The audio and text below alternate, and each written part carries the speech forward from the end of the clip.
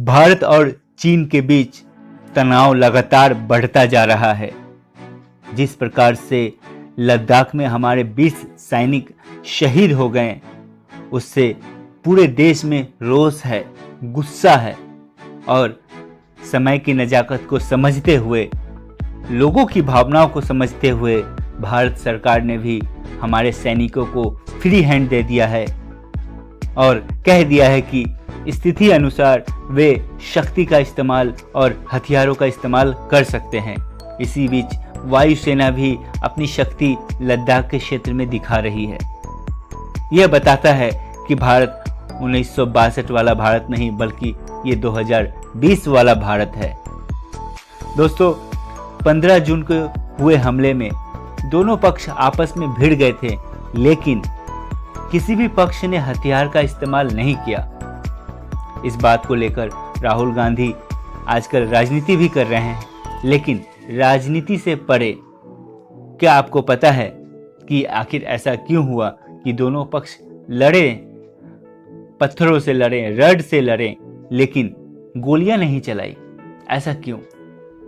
दरअसल ऐसा इसलिए क्योंकि भारत और चीन के बीच में कई सारी संधियां हुई रखी है। विदेश मंत्री जयशंकर ने भी बताया कि 29 नवंबर 1996 को दोनों देशों ने हस्ताक्षर किए थे और समझौता किए थे कि दोनों ही पक्ष एक दूसरे के खिलाफ किसी भी तरह के ताकत का इस्तेमाल नहीं करेंगे, इस्तेमाल की धमकी भी नहीं देंगे या फिर सैन्य श्रेष्ठता हासिल करने की कोशिश नहीं करेंगे। समझौते के पहले अनुच्छेद में लिखा है, दोनों में से कोई भी देश दूसरे के खिलाफ सैन्य क्षमता का इस्तेमाल नहीं करेगा।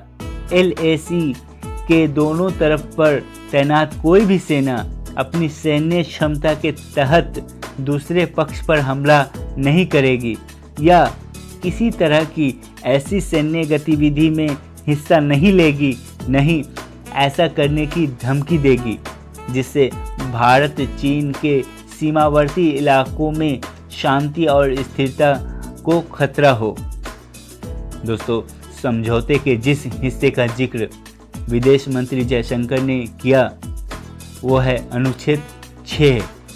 इसके मुताबिक LAC के 2 किलोमीटर के दायरे में कोई भी पक्ष गोलीबारी, जैविक हथियार, हानिकारक केमिकल का इस्तेमाल, ब्लास्ट ऑपरेशन या बंदूक या विस्फोटकों का इस्तेमाल नहीं करेगा। यह पहला समझौता नहीं है दोस्तों, एक और समझौता है जिससे पता चलता है कि भारत और चीन ने पूरी कोशिश की थी कि कभी भी युद्ध जैसा माहौल इस दोनों के बीच में न हो। इससे पहले चीन के साथ 1993 में भी इस तरह का समझौता हुआ था। समझौते के मुताबिक दोनों ही पक्षों का मानना है कि भारत चीन के बीच सीमा विवाद शांतिपूर्ण और दोस्ताना बातचीत से हल किया जाएगा। कोई भी पक्ष ताकत का इस्तेमाल नहीं करेगा या इस्तेमाल की धमकी भी नहीं देगा। इसके बाद साल 2005 में एक और समझौता हुआ। इस नए समझौते में 1993 और 1996 के समझौतों को दोहराया गया। दोस्तों, हालांकि डिफेंस एक्सपर्ट का मानना है कि इन समझौतों के होने के बावजूद अगर किसी एक पक्ष हम पर हमला हुआ और हमले में अगर एक पक्ष पत्थर से दूसरे पक्ष को मारता है तो जो कमांडर इन चीफ होगा वो फैसला ले सकता है कि आत्मरक्षा के लिए हथियार का इस्तेमाल करे या ना करे।